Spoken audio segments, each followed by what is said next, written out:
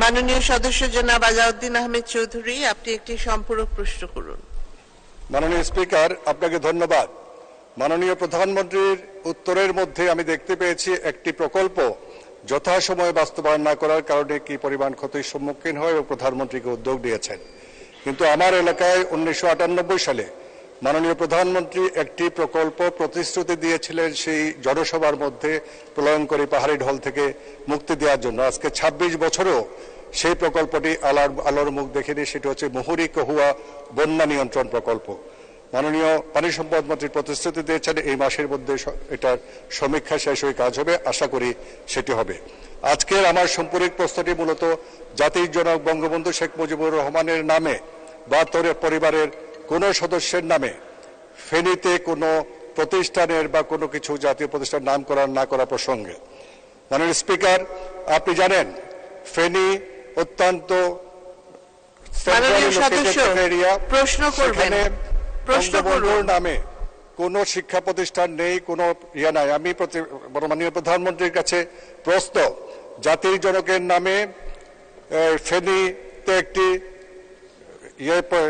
বিশ্ববিদ্যালয় স্থাপন, অর্থাৎ আমরা মাননীয় মন্ত্রীর কাছে চিঠি দিয়েছি। আমাদের ওখানে একটি পরিত্যক্ত বস্ত্রকল আছে প্রায় 30 বিঘা, 30 একর। সেটাতে বঙ্গবন্ধু টেক্সটাইল বিশ্ববিদ্যালয় স্থাপনের কোন পরিকল্পনা মাননীয় প্রধানমন্ত্রী গ্রহণ করবেন কিনা? মাননীয় প্রধানমন্ত্রী। মাননীয় স্পিকার, আমি মাননীয় সংসদ সদস্যকে ধন্যবাদ জানাচ্ছি। হ্যাঁ, 98 সালে যে প্রকল্প আমরা গ্রহণ করেছিলাম সেটা বাস্তবায়ন হয়নি। কারণটা ছিল ভিন্ন। কারণ ওই জায়গা থেকে বেগম খালেদা জিয়া বিএনপির নেতা, তিনি বারবার নির্বাচিত হয়েছেন এবং যখন সে ক্ষমতা এসেছে 2001-এ, আসার পরে আর ওই প্রকল্প আলোর মুখ দেখতে পারেনি। এভাবে সারা বাংলাদেশে অনেক কাজই আমরা যেগুলি শুরু করেছিলাম সেগুলি যেহেতু আমরা শুরু করেছি সেগুলি আর সম্পন্ন হতে দেয়নি। আর এই জায়গাটা সবসময় একটু বৈরী কাজে সেই ক্ষেত্রে।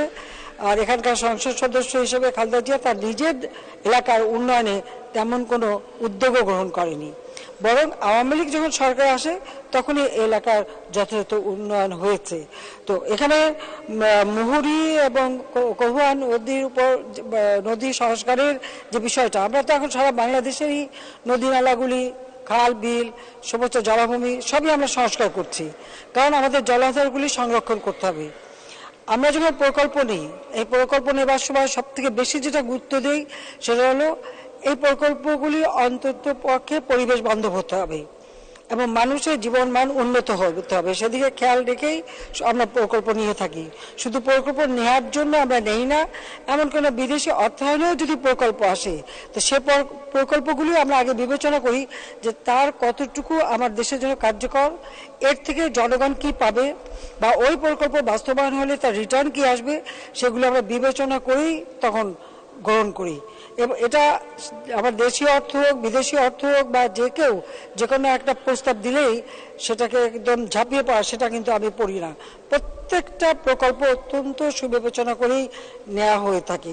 তো এই নদীগুলি আমরা ইতিমধ্যে খনন কাজ শুরু করেছি, জলাধারগুলি সংরক্ষণের কাজ শুরু করেছি, এটা করা হবে। আরেকটি কথা হচ্ছে, কোনো প্রকল্প জাতির পিতা বঙ্গবন্ধু শেখ মুজিবের নামে নেই বা আমাদের নামে নেই, এটা তো খুবই স্বাভাবিক ব্যাপার। কারণ 1975 সালে 15 আগস্ট জাতির পিতাকে নির্মমভাবে হত্যা করার পর শুধু জাতির পিতা বঙ্গবন্ধু শেখ মুজিবকেই হত্যা করা হয়নি, আমার মা, আমার 3 ভাই, আমাদের আত্মীয় পরিবার পরিজন যাদেরকে হত্যা করা হয়েছিল। প্রকৃতপক্ষে 75-15 আগস্টের পরে ইতিহাস থেকে তো বঙ্গবন্ধু শেখ মুজিবের নামটা মুছে ফেলা হয়েছিল, ইতিহাস বিকৃত করা হয়েছিল এবং মহান মুক্তিযুদ্ধে যে অবদান রয়েছে সেটাও ইতিহাস থেকে মুছে দেওয়া হয়েছিল। এমন একটা পরিবেশ সৃষ্টি হয়েছিল, যারা মুক্তিযুদ্ধ করেছে তারা মুক্তিযোদ্ধা এই কথাটা বলতেও যেন দ্বিধান্বিত ছিল, তারা অনেক সময় বলতে পারেনি। সেই ছিল একটা অবস্থা। আর এই জায়গাটায় যেহেতু খালেদা জিয়া সে তার নির্বাচনী এলাকা, তো সেখানে একটা বৈরী পরিবেশ সবসময় ছিল। কাজে মুক্তিযুদ্ধের স্মৃতি অথবা জাতির পিতা বঙ্গবন্ধু শেখ মুজিবের নামে অথবা তার পরিবার নামে কিছু এখানে হবে, এটা তো তারা কখনো চায়নি। আর আমি একটা কথা বলবো যে যত্র যেখানে সেখানে সব জায়গায় বঙ্গবন্ধু বা আমার পরিবারের নামে যাতে কিছু না হয়, আমাদের বঙ্গবন্ধু মেমোরিয়াল ট্রাস্ট, সেখানে একটা সিদ্ধান্ত আছে, কেউ কোনো কিছু করতে গেলে আগে ট্রাস্টের অনুমতি দিতে হয়। কাজে সেখানে বিশ্ববিদ্যালয় হবে কিনা বা সেখানে কোনো প্রকল্প নিতে গেলে ট্রাস্টের অনুমোদন নিয়েই কিন্তু নামকরণ করা হয়ে থাকে এবং নামকরণ সেভাবেই হবে। তো সেই বিষয়টা আমরা পরবর্তীতে দেখব। আর এই জায়গায় করবো কিনা আমি এখনই কথা দিতে পারছি না। আদৌ এখানে এ ধরনের বিশ্ববিদ্যালয় অথবা টেক্সটাইল ইউনিভার্সিটির প্রয়োজন আছে কিনা যাচাই বাছাই করে তখন আমরা সিদ্ধান্ত নেব। ধন্যবাদ মাননীয় স্পিকার। ধন্যবাদ মাননীয় প্রধানমন্ত্রী।